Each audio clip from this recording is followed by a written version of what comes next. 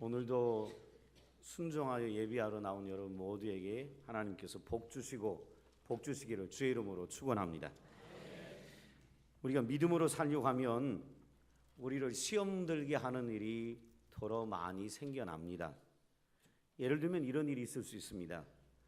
자녀의 고등학교 3학년 때 자녀들이 고3 때는 자녀들이 대학 가기를 위해 열심히 기도해서 좋은 대학에 우리 자녀들이 진학하게 됐는데 자녀들이 대학을 졸업할 무렵에 취업을 못하고 있는 것입니다.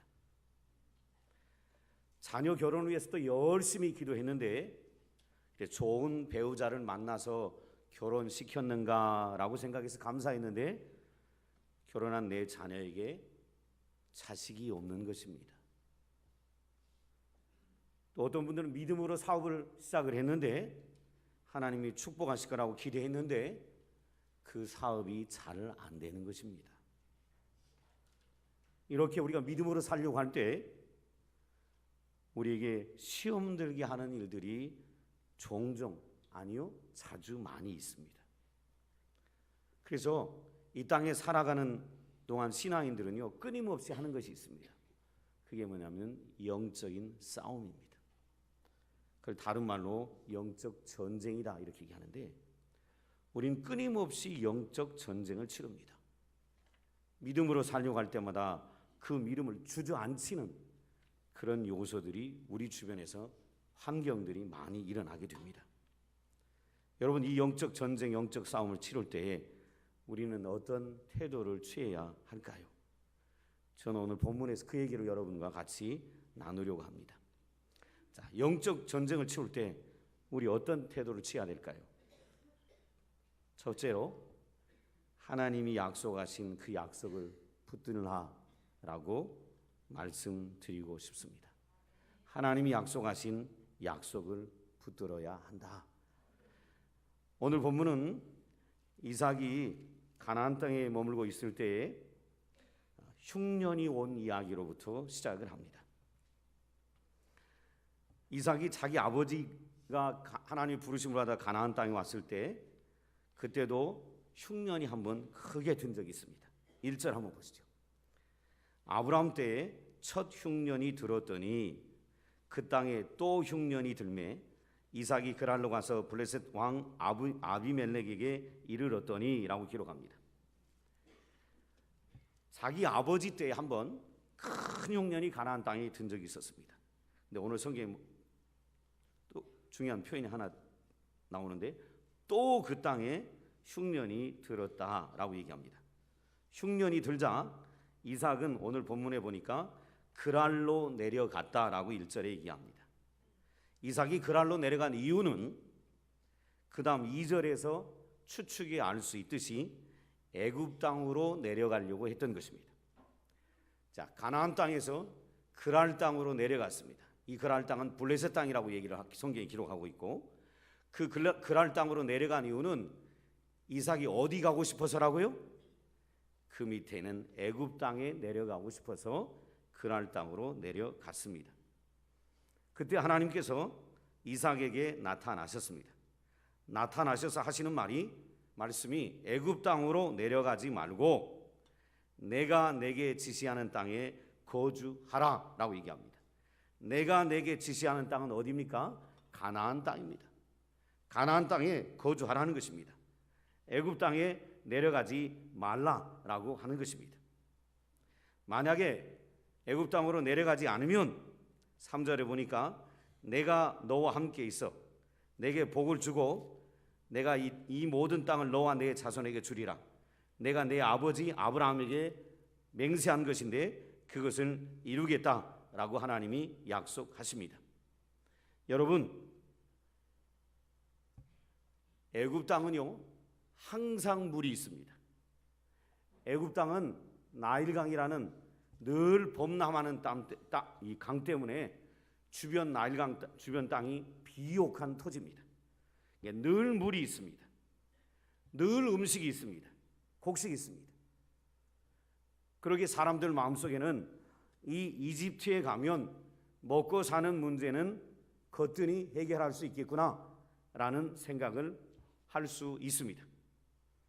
근데 하나님께서 이삭에게 지금 요구하는 건 뭐냐면 항상 물과 곡식이 있는 이집트, 애굽 땅 의지하지 말고 오직 믿음으로 하나님만 바라보고 의지하는 순종의 삶을 살라고 하나님이 이삭에게 요구하시는 것입니다. 그전 이삭의 아버지도 75년 전에, 지금 이삭이 흉년 들었던 이 일이 있기 75년 전에, 그 전에 아브라함도 하나님께서 그 땅에 기근이 오자 아브라함이 가나안 땅에서 애굽 땅으로 내려간 적이 있었습니다. 그때 아브라함은 크게 실패하고 그 실패 가운데서도 하나님의 도우심을 받아 다시 가나안 땅으로 올라온 적이 있었습니다. 근데 네 아버지가 행했던 그 실수, 이삭 너는 반복하지 마라라고 가르치고 계신 것입니다. 하나님이 아브라함에게 주셨던 허락하신 땅은 가나안 땅이었습니다. 그러기에 아브라함과 그의 후손들은 하나님의 명령이 있지 않는 한은 그 땅을 떠나서는 안 되는 겁니다. 죽든지 살든지 하나님만 바라보고 그 땅에 머물러야 하는 것이 바로 아브라함과 그의 아들 이삭과 그의 후손들이 잘 되고 축복받는 비결이었습니다. 어떤 상황에서도 그 약속의 땅에 머무는 것이 하나님의 권위와 하나님의 주권을 인정하는 신앙의 고백이 되는 것입니다. 아브라함이 하나님의 부르심을 받고 따라 나왔습니다. 어떤 상황에서도 그 땅에 머물러 있는 것, 그것이 아브라함이 하나님으로, 신으로 인정하는 신앙의 고백이 되는 것이고, 그 아들 이삭도 그 땅에서 어떤 일이 있어도 그 땅에 머물러 있는 것이 자기 아버지가 가졌던 그 신앙을 이어서 동일한 신앙 고백을 하는 것입니다. 하나님이 나의 하나님이고, 하나님만이 나의 주고, 하나님만이 나의 생명의 주관자고, 하나님만이 나의 보호자라는 것을 신앙 고백하는 게 뭐냐면 그 땅에 머물러 있는 것입니다. 평안의 식구 여러분, 여기서 우리가 깨달을 것이 있습니다. 신앙은 세상의 이론과 상식과 다릅니다. 여러분, 기근이 있으면 상식적으로 얘기하십시다. 세상의 이론으로 상식으로 얘기하십시다. 기근이 있으면 가나안 땅에 있는 게 나요, 항상 물이 흘러 넘치고 곡식이 가득 차 있는 나일강이 흐르는 이집트로 향하는 것이 합리적이고 상식적으로 맞는 일인가요? 어디 있는 게 합리적이고 상식적으로 맞아요? 당연히 애굽 땅으로 가는 것이 합리적이고 상식적이죠. 거긴 뭐가 있어요? 물이 있어요. 거긴 뭐가 있어요?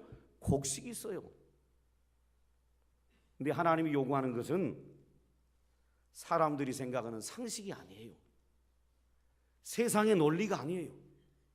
합리적인 것이 아니에요.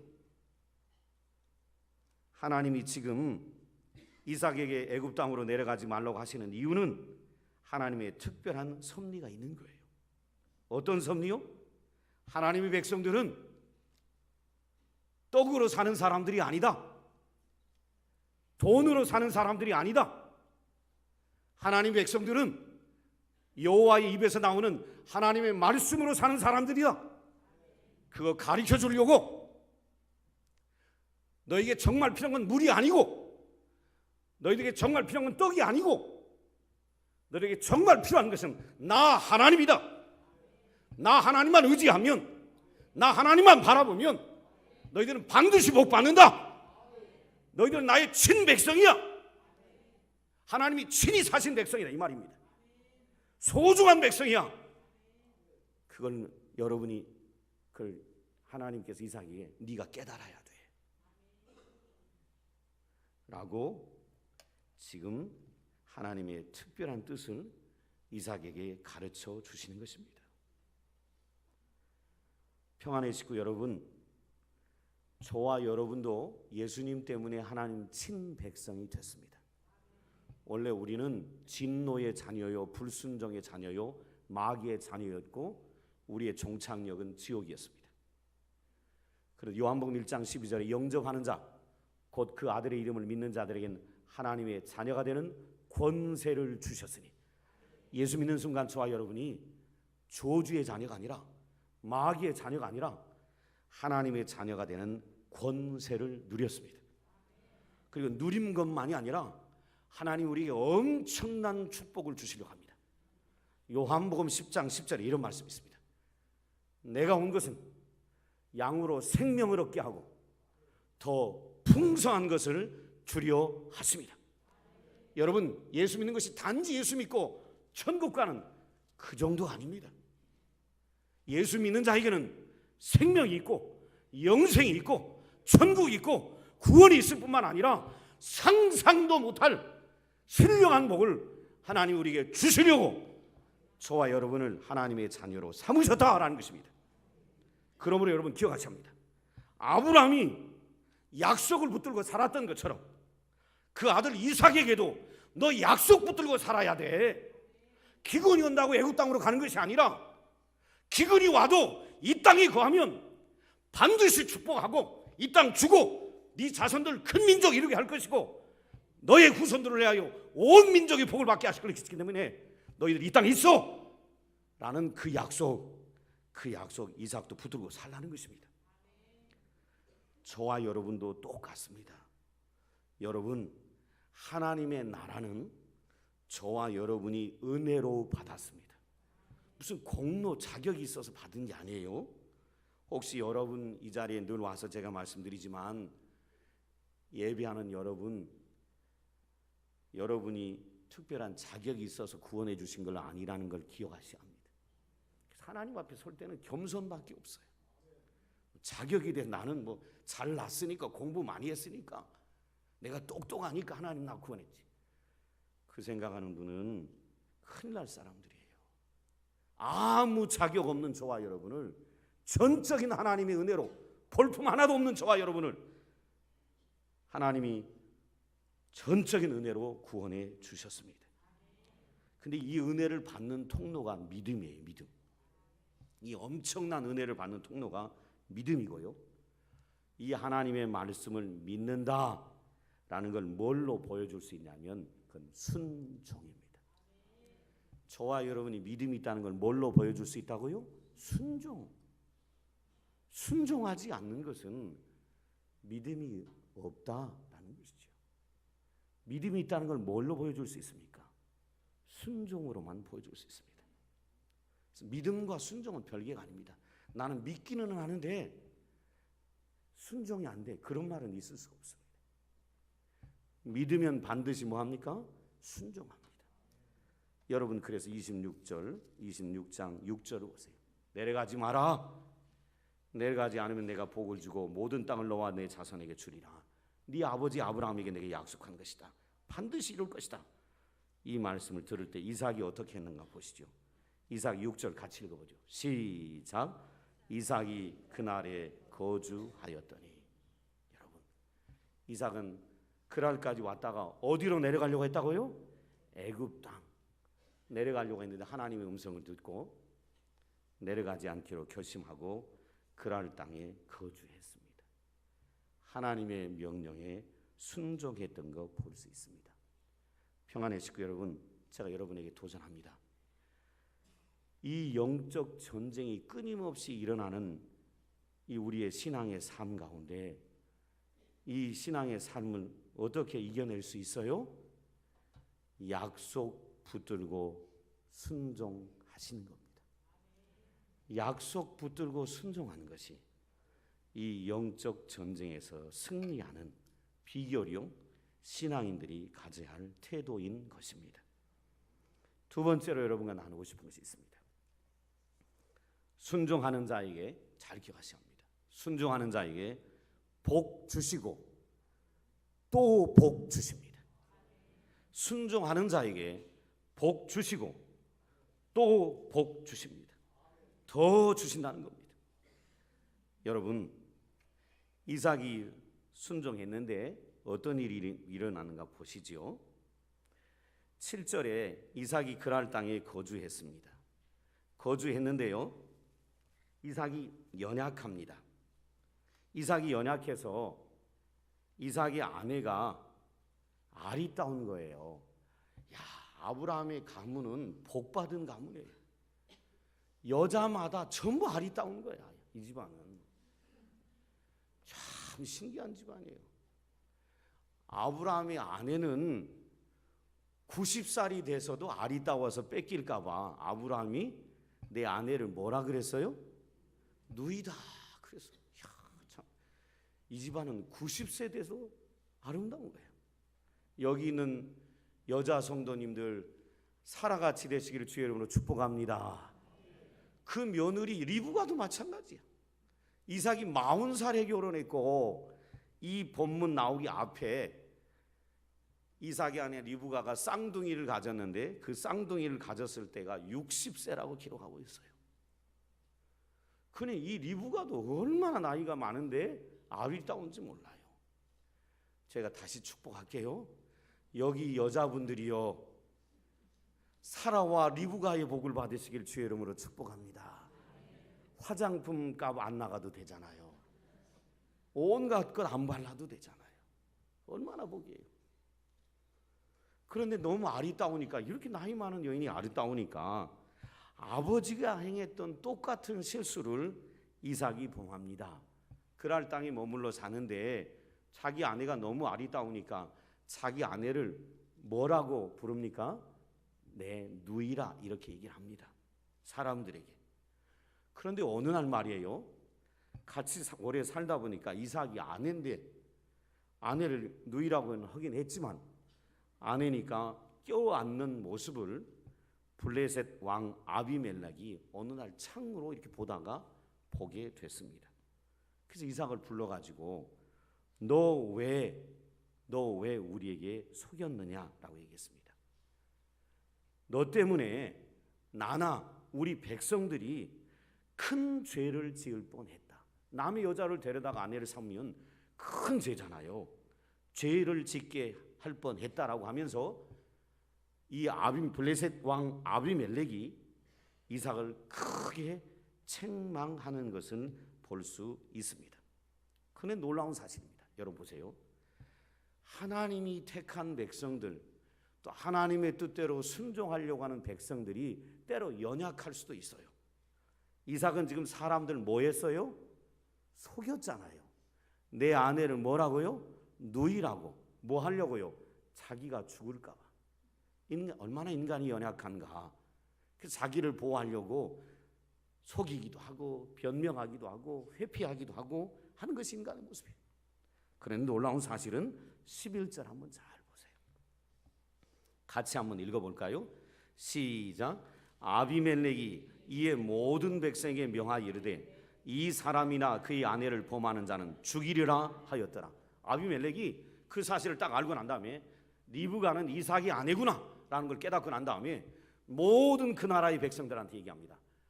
누구도 이삭의 아내를 손대지 마라. 이삭의 아내를 손대는 자는 반드시 뭐 하겠다? 죽이겠다고 합니다. 여러분 여기서 기억하십시오. 하나님께 순종하는 백성은 그 순종하는 백성이 때로 연약해서 실수도 하지만 그 연약한 백성 하나님이 뭐 하십니까? 반드시 지키고 보호하십니다. 아비멜렉이 자기 백성들한테 이삭의 아내를 손대는 자는 죽이겠다는 것입니다. 아비멜렉 마음에 그런 마음을 불어넣은 사람이 누굴까요? 하나님이시죠. 하나님이 배후에서 역사하셨던 것입니다. 오늘 나와 예비하는 평안의 식구 여러분 기억하십시오. 하나님의 역사, 하나님의 통치는 교회 안에만 머물러 있지 않습니다. 하나님의 역사와 통치는 신자들의 신앙생활에만 머물러 있지 않습니다. 저와 여러분이 이 땅에 살아가는 삶의 모든 영역에서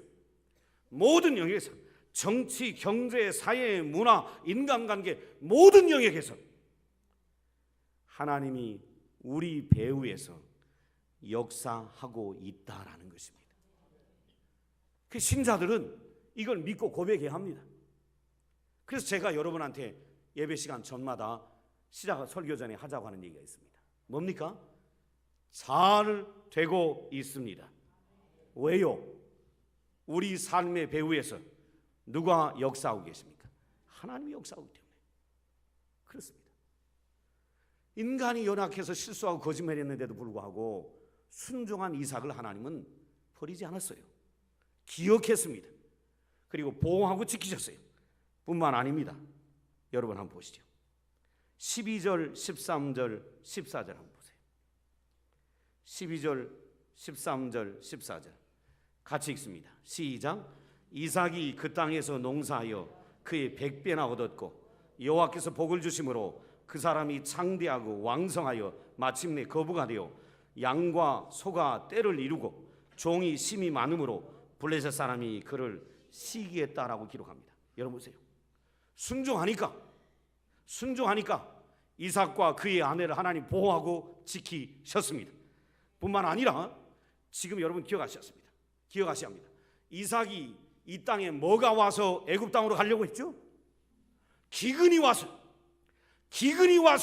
먹고 살기 어려워서 애굽 땅으로 가려고 했는데 그 기근이 온 그 땅에서 그의 농사를 지어서 수확을 몇 배나 얻었다고요? 100배나요.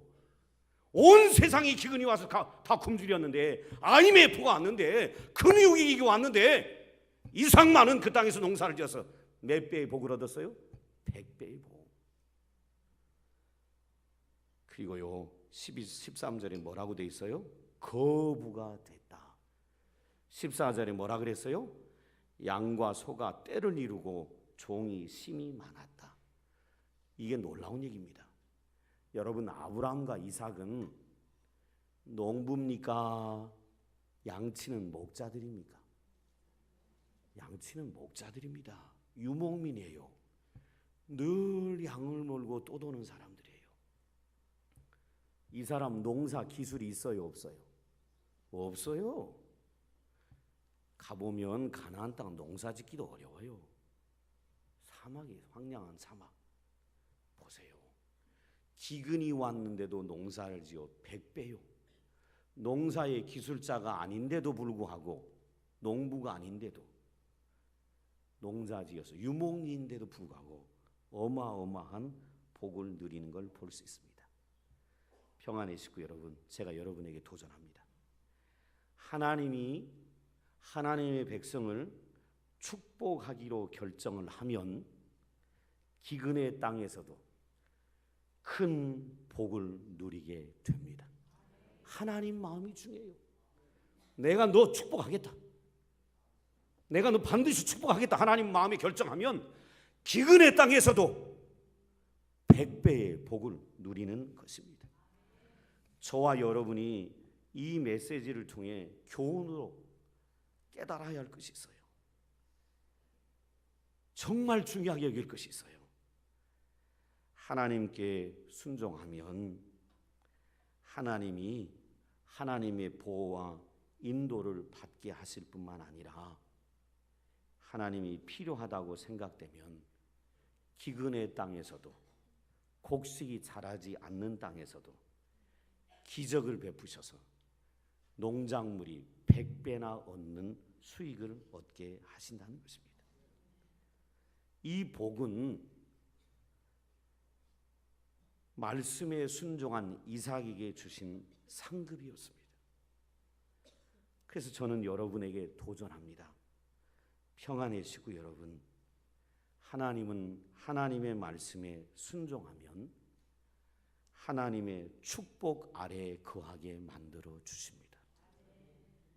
부탁합니다. 순종하고 또 순종하며 사는 성도들 되시기를 간절히 축원합니다. 그러면 하나님이 복 주시고 복 주십니다.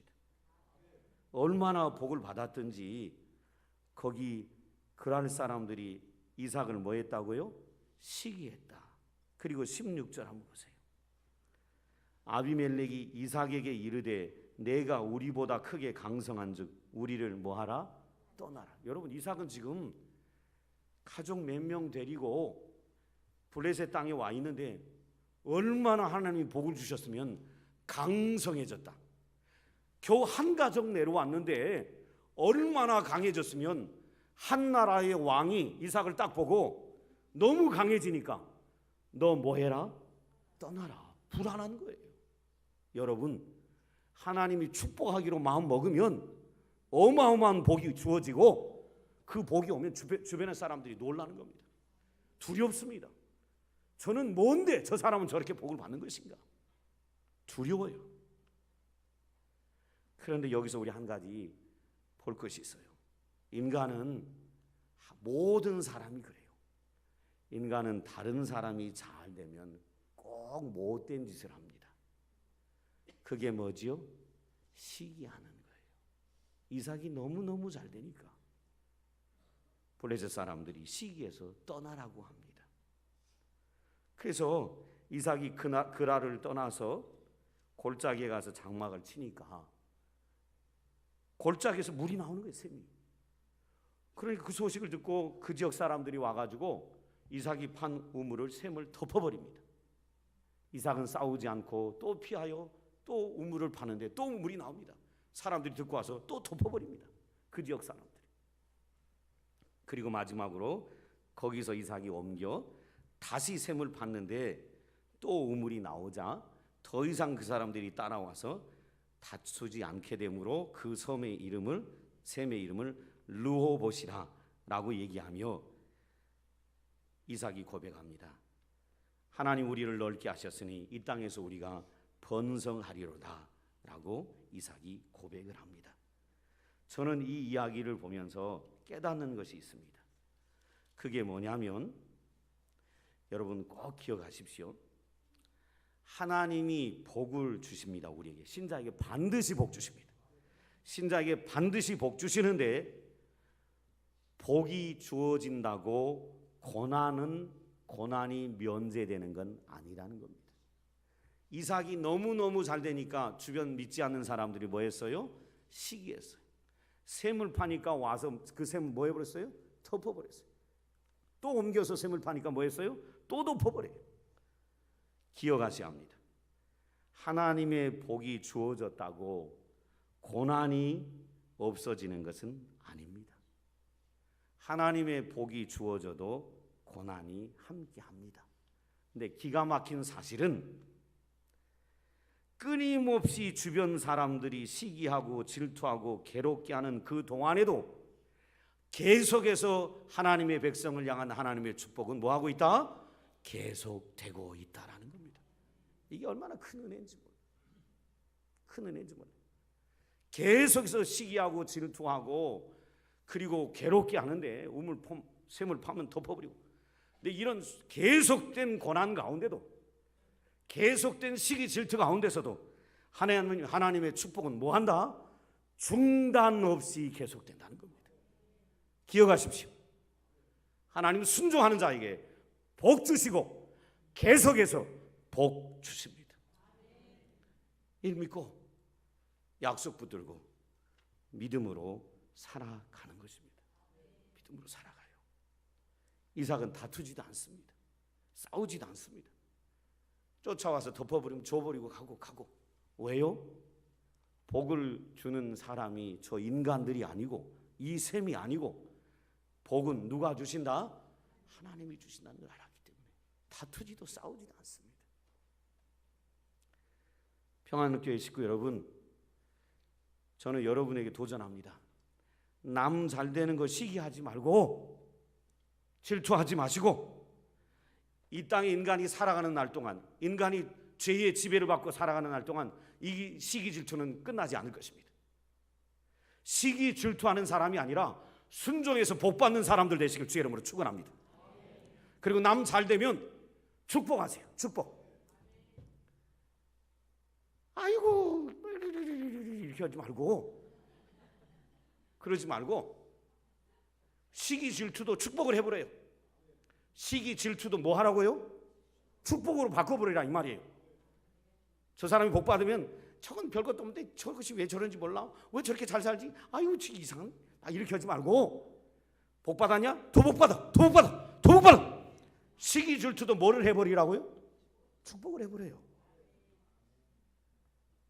축복하는 입술이 되시지 시기 질투하고 잡아 끌어내리려고 하지 말아요. 밖에서도 그러고 직장에서도 그러고 교회 안에서 그러십시오. 교회에서도 누가 열심히 하고 열심히 해서 복 받으면 그분들 축복하세요. 자꾸 끌어내리려고 하지 말고. 그것은 죄의 영향을 많이 받고 있다는 증거예요. 우리가 이 땅에 살아가는 날 동안 해결해야 할 큰 문제 중에 하나가 시기 질투예요. 이 그랄 사람들도 블레셋 사람들도 부러우면, 이삭이 부러우면 자기들도 뭐 하면 돼요? 하나님 잘 섬기면 되잖아요. 하나님 잘 섬길 생각은 안 하고 시기하고 질투하고 끌어내고 가서 복을 덮어버리려고 새만 파면 갖다 메꿔버리고 새만 파면 메꿔버리지요. 저와 여러분에게 이런 죄악된 모습이 없기를 주의 이름으로 간절히 부탁합니다. 마지막 한 가지만 말씀드리고 마치려고 합니다. 뭐냐면요, 우리가 누리는 축복의 상당 부분은요, 앞서간 믿음의 선배들의 눈물과 기도의 결과임을 잊지 마십시오. 우리가 지금 누리는 축복의 상당 부분은 앞서간 믿음의 선배들의 눈물과 기도의 결과입니다. 이삭이 축복받은 게 순종해서 복받기도 했지만 기가 막힌 얘기가 있어요. 5절 한번 잘 보세요. 이삭이 왜 복받았는가? 5절 같이 읽어요. 시작. 이는 아브라함이 내 말을 순종하여 내 명령과 내 계명과 내 율례와 내 법도를 지켰습니다 하십니다. 이삭아, 내려가지 마라.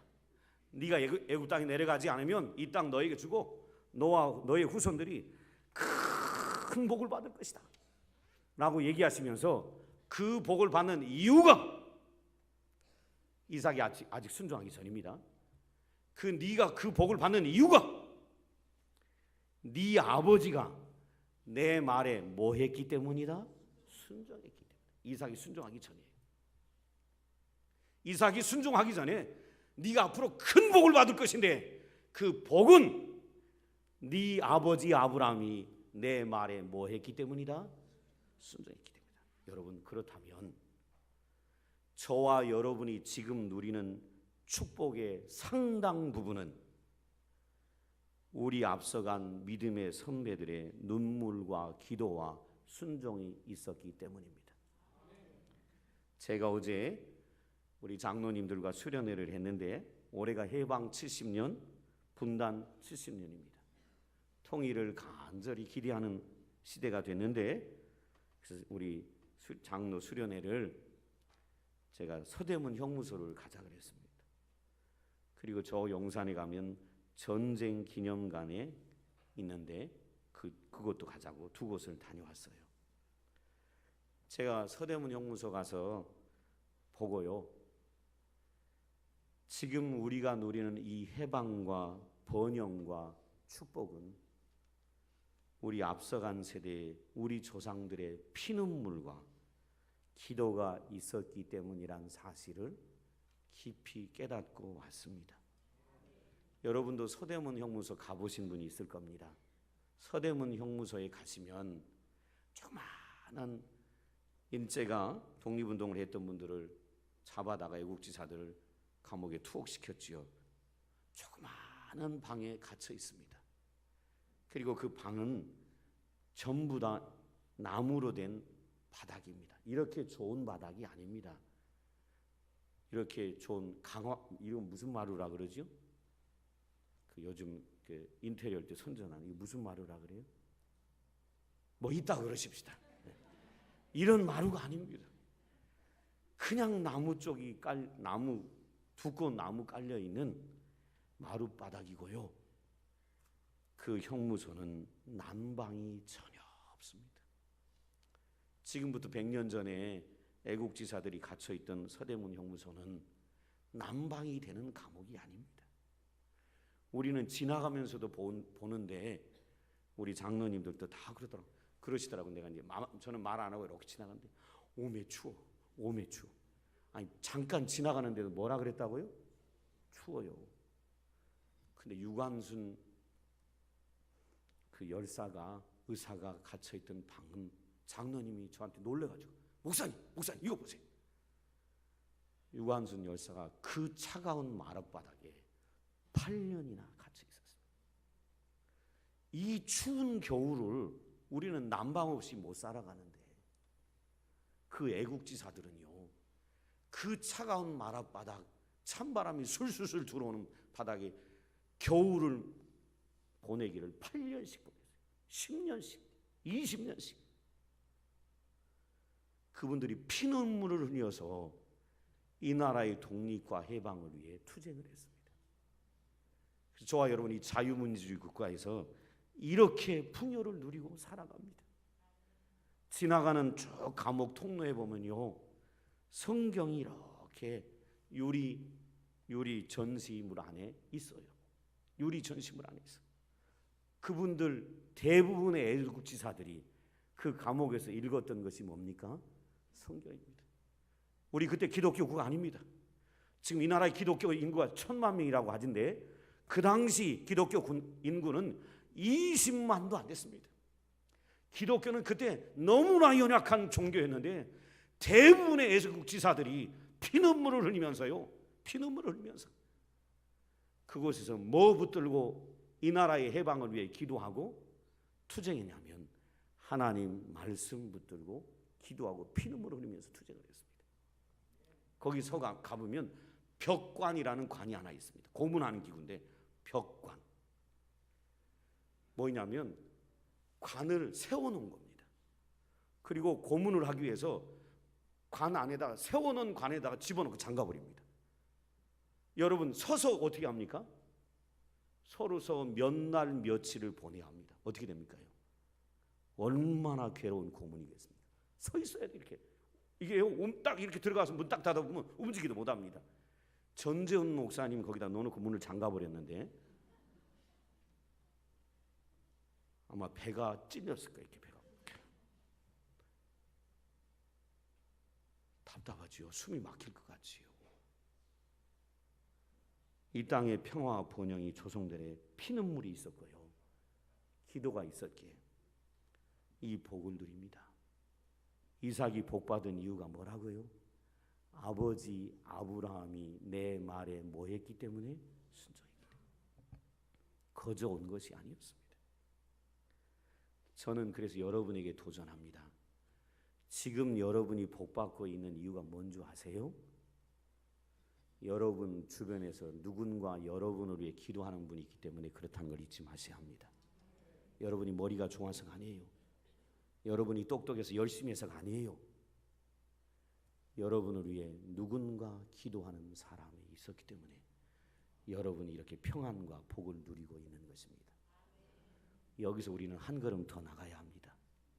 뭘 더 나가냐면 이삭이 아브라함이 자기 아버지가 하나님 말씀에 순종해서 자기가 지금 복을 누리고 있다는 걸 알았다면 내 자녀들은 누구의 순종을 통해 복을 받게 될까요? 누구 순종을 통해 내 자녀들이 복을 받게 될까요? 나지요, 나. 여러분 자녀 잘 되기 원하십니까? 대답을 안 하시네. 여러분 자녀 잘 되기 원하십니까? 뭐 하셔야 되겠습니까? 여러분이 순종하셔야 합니다. 아브라함의 순종이 이삭의 축복을 가져왔고요, 이삭의 순종이 야곱의 축복을 가져오게 되겠지요. 그러면 여러분의 순종이 여러분의 자녀의 미래를 결정한다고 봐도 틀림이 없습니다. 저는 여러분에게 도전합니다. 약속 붙들고요, 하나님 말씀 붙들고요, 순종하며 사십시오.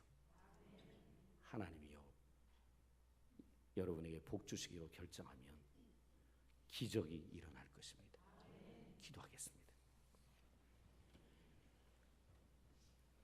아버지 하나님, 이미 예수님 때문에 우린 구원받았고 하나님의 자녀가 됐고 축복받은 자녀가 됐습니다. 하나님께서 더 풍성한 복을 주시려고 우리를 구원하셨으며 그 풍성한 복을 누리는 삶을 살아가는 그 일을 위해서 늘 약속 붙들고 순종하는 우리의 삶이 되게 하여 주시옵소서. 예수님의 이름으로 기도드리옵나이다.